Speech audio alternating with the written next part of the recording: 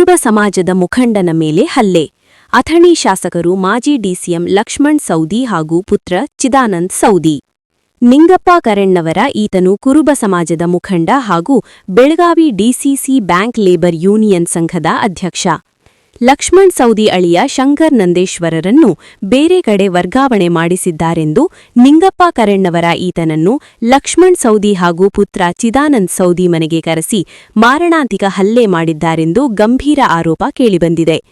Lakshman Saudi ಹಾಗೂ ಪುತ್ರ Chidanand Saudi ಇವರನ್ನು ಅರೆಸ್ಟ್ ಮಾಡಬೇಕು, ಇಲ್ಲವಾದರೆ ಬೀದಿಗಿಳಿದು ಹೋರಾಟ ಮಾಡಬೇಕಾಗುತ್ತದೆ ಎಂದು ಕ್ಷೇತ್ರದ ಜನರು ಆಕ್ರೋಶ ಹೊರಹಾಕಿದ್ದಾರೆ. ಲಕ್ಷ್ಮಣ್ ಸೌದಿ ಇವರು ಕೂಡ ನಿಂಗಪ್ಪ ಕರೆಣ್ಣವರ ಮೇಲೆ ಆಪಾದನೆ ಮಾಡಿದ್ದಾರೆ. ಟ್ರಾನ್ಸ್ಫರ್ ಆಗ್ತದೆ ಶಂಕರ್ ನಂದೇಶ್ವರ ಅಂತ ಅದನ್ನ ನಾನಾ ಟ್ರಾನ್ಸ್ಫರ್ ಮಾಡಿಸಿ ನಾನು ಶಿಟ್ಲೆ ಇವ್ರು ಇದನ್ನೆಲ್ಲ ಆ್ಯಕ್ಚುಲಿ ಅದ್ರಾಗ ನಮ್ಮ ಪಾತ್ರ ಏನೂ ಇಲ್ರಿ, ನಾವು ಹೇಳ್ರಿ ಹಂಗಾಗ್ತಾರೆ ಆ ಸಿಟ್ ಇಟ್ಕೊಂಡು ಅವ್ರ ಹಳೆ ಏನೋ ಮುಂಜಾನೆ ಅವ್ರಿಗೆ ಫೋನ್ ಮಾಡಿ ಹೇಳ್ದಾಗ ಕಾಣಿಸ್ತಾರೆ.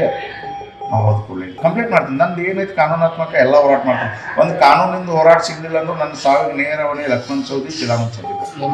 ಸ್ವಾಭಿಮಾನದ ಮನುಷ್ಯ ಅದೀನಿ ಸರ್. ನಾನು ಸ್ವಾಭಿಮಾನ ಕಳ್ಕೊಂಡು ಬದುಕುವಂಥ ಶಕ್ತಿನೂ ನನಗಿಲ್ಲ. ಯಾಕಂದ್ರೆ ಈ ವಿಷಯದಾಗ ನನ್ನ ಕಡೆ ಯಾವ ತಪ್ಪನೂ ಆಗಿಲ್ಲ. ಮೊದಲೇದಾಗಿ ನಾನು ಸೌದಿ ಅವ್ರಿಗೆ ಒಂದು ಮಾತು ಮಾತಾಡಿದ್ದಿಲ್ಲ. ಅವ್ರವ್ರ ವಿನಯದಲ್ಲಿ ಏನೋ ಸ್ವಲ್ಪ ಸಮಸ್ಯೆಗಳಿದ್ದು ಅದನ್ನ ಇಲ್ಲಿ ಚರ್ಚೆ ಮಾಡ್ಲಿಕ್ಕೆ ಅವರೇ ಬಂದರು.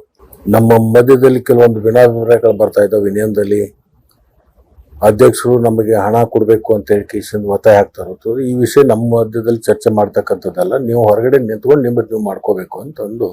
ಆಮೇಲೆ ಹೊರಗೆ ಅಲ್ಲಿ ಶ್ರೀಕಾಂತ್ ಆಲೂರ್ ಅಂತಕ್ಕಂಥ ಒಬ್ಬ ಹುಡುಗರು ನಮ್ಮ ಕಾರ್ಯಕರ್ತ, ಈ ವಿಷಯ ಇಲ್ಲಿ ಯಾಕೆ ತಂದಿರಿ, ಅದು ನಿಮ್ಮಲ್ಲೇ ಬಗೆಹರಿಸ್ಕೊಡ್ಲಿಲ್ಲ, ಇದನ್ನು ಸಾಹೇಬ್ರ ಕಡೆ ಯಾಕೆ ತಂದಿರಿ ಅಂತ ಕೇಳಿದಾಗ ಅವಾಗ ಅವಾಜ್ ಶಬ್ದದಿಂದ ಬೈದರು. ಯಾರಿಗೂ ಶ್ರೀಕಾಂತ್ ಆಲೂರ್ ಅವಾಗ ಜಾತಿ ನಿಂದನೆಯೂ ಮಾಡಿದರು.